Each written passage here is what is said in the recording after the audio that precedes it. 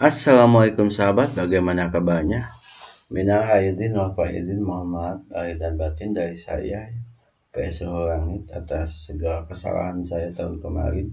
Semoga sahabat semua bisa memaafkan saya karena saya banyak bicara jadi banyak salahnya. Mohon maaf sekali lagi ya. Pada kesempatan hari ini saya akan membahas tentang PIP ya. PIP sudah cair guys.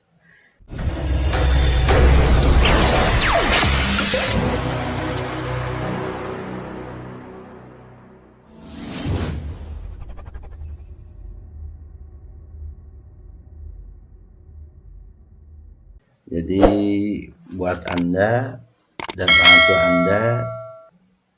tua Anda, buat Anda yang punya anak di jenjang SD, SMP, SMA bisa dicek ya. Dan buat yang tidak punya anak, semoga segera punya anak dan bisa mendapatkan PIP ya.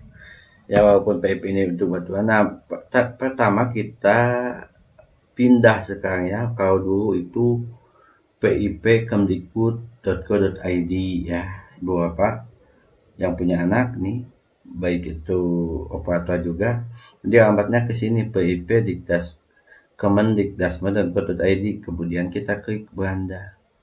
Jadi kalau di HP itu ketikkan saja PIP gitu ya. Dari yang awalnya PIP Kemdikbud.go.id menjadi PIP Dikdasmen.go.id yang ini ya. Nah, PIP Kemendikdasmen.go.id. Kemudian kalau Anda orang tua siswa yang punya anak di SD, SMP, SMA, itu untuk mengeceknya kita masukkan NISN dan NIK ya. Kemudian ini dikurangi, misalnya 24 dikurangi 10 jadi 14 gitu ya. Cek aja di sini akan muncul gitu. Kalau operator saya akan buka yang versi operator yang sekolah ya. Nah, misalkan di sini yang saya ya, SDN Bojongsari ya. Nah, ini yang pertama ya. Nah, denominasi itu belum ada ya. Jadi yang untuk 2025 yang baru itu belum ada. Kita masuk ke menu siswa SK pemberian. Nah, di sini kalau dananya sudah masuk itu dikonfirmasinya sudah masuk ya. Kalau belum dicek dicek oleh pihak bank, ini akan kuning ya. Nanti bisa hijau kalau sudah dikonfirmasi oleh pihak bank ya. Nah, untuk tahun sekarang berapa tahap kita lihat ya. Nah, untuk 2025 ya. Bukan ini ya. Nah, ini ya. Ini ya. Yang 2025 ini baru muncul sampai tahap 11 ya. Jadi dari tahap 1, 2, 3, 4, 5, 6, 7, 8, 9, 11, 10, 11 ini sudah muncul 12, mohon maaf 12. Nah, ini SK-nya keluar di tanggal 13 Maret ya. Kalau mau download tinggal kita download. Nah, itu kalau ada siswa yang belum memiliki rekening dilampiri dengan surat keterangan dari sekolah, kemudian itu SK-nya ya. Nah, ini yang awal dulu yang bulan April ini di kabupaten saya yang baru masuk itu kelas 6 ya. Kalau SD, kalau SMP kelas 9, kalau SMA kelas 12. Jumlahnya juga setengahnya. Kalau misalkan nominal yang full itu 450. Nah, ini yang kelas akhir ini biasanya setengahnya dan didahulukan gitu ya. Yang SMP juga sama, itu juga setengahnya. Ya, saya contohkan ya. Di sini akan masuk ke yang SMP.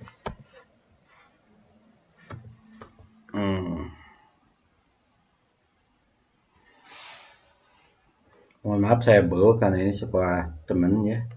Nah, jadi dari 750 menjadi 375. Biasanya anak-anak yang masuk sekarang ini sudah dikasih ATM oleh bank kalau di daerah saya ya. Jadi tinggal kasih tahu, cairkan di mana di BRI Link terdekat ya. Jadi tidak perlu ke bank kalau sudah punya ATM. Kalau belum punya ATM itu khususnya yang baru ya, itu harus dikasih surat keterangan. Dan di daerah saya untuk pengambilan PIP itu, dana PIP itu dilakukan wajib oleh pihak bank menugaskan anak dan orang tua. Jadi sekolah hanya memberitahukan, tidak tahu apa-apa. Kemudian peruntukannya dana PIP ini untuk membantu pembiayaan anak di sekolah. Jadi jangan salah kaprah. Jangan dijadikan uang PIP ini untuk beli-beli hal yang tidak berkaitan dengan pendidikan. Contoh, anak-anak dikasih uang oleh ibunya setelah mengambil diberikan ke Diamond, baik itu Diamond Mobile Legends, FF ataupun PUBG. Itu tidak sesuai dengan peruntukannya karena di sini untuk membantu biaya pendidikan gitu ya. Di antaranya seperti alat-alat belajar anak, tas, sepatu, baju gitu ya, baju sekolah itu. Kemudian dipakai bekal untuk sekolah bisa. Tapi jangan disekaligus-kan. 450 dikasihkan ke anak, jangan. Itu tidak betul. Ya, itu info untuk bab PIP ya. Semoga Anda semua bisa mengecek dari sekarang supaya nanti tidak ketinggalan info ya. Untuk tahap selanjutnya ya, kita pantau nanti di bulan Mei, Juni gitu ya. Jadi untuk kelas bawah ya, kelas SD dari kelas 5 sampai kelas 1 gitu nanti berurutan. Untuk kelas jenjang SMP kelas 8 dan 7 itu nanti. Kemudian SMA 11 dan 10 nanti ya. Jadi tidak langsung disekaligus oleh pemerintah itu diurutkan. Apakah akan kena dampak efisiensi? Setahu saya ini untuk melihat percepatan penyaluran penganggaran, katanya ini mudah-mudahan untuk biaya pendidikan seperti PIP ini tidak kena dampak efisiensi ya. Jadi anak-anak bisa merasakan manfaatnya seperti tahun kemarin gitu ya, karena PIP ini jika betul disalurkan ke anaknya ini sangat bermanfaat. Walaupun nama saya juga ikut ke bawah-bawah oleh oknum-oknum sekolah yang menyalahgunakan dana PIP. Tapi di sekolah saya alhamdulillah karena mungkin sosialisasi dari Dinas Pendidikan Kabupaten saya, Kabupaten Tasik khususnya, itu sangat tegas ya. Jadi tidak boleh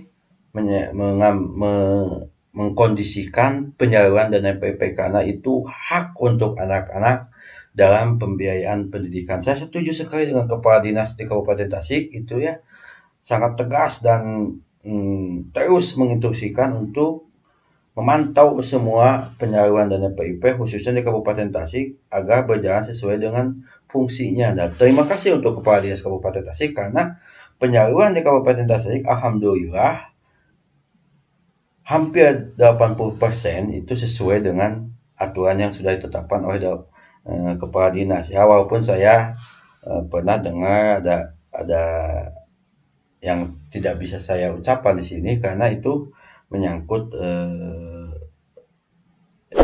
permasalahan yang ada di internal tertentu ya. Tapi secara perjalanan melihat penyaluran dana PIP di Kabupaten Tasik, saya ucapkan mantap sekali karena disesuaikan dengan aturan yang berlaku dari pusat disalurkan ke anak. Terima kasih. Dari saya OPS Langit. Wassalamualaikum warahmatullahi wabarakatuh.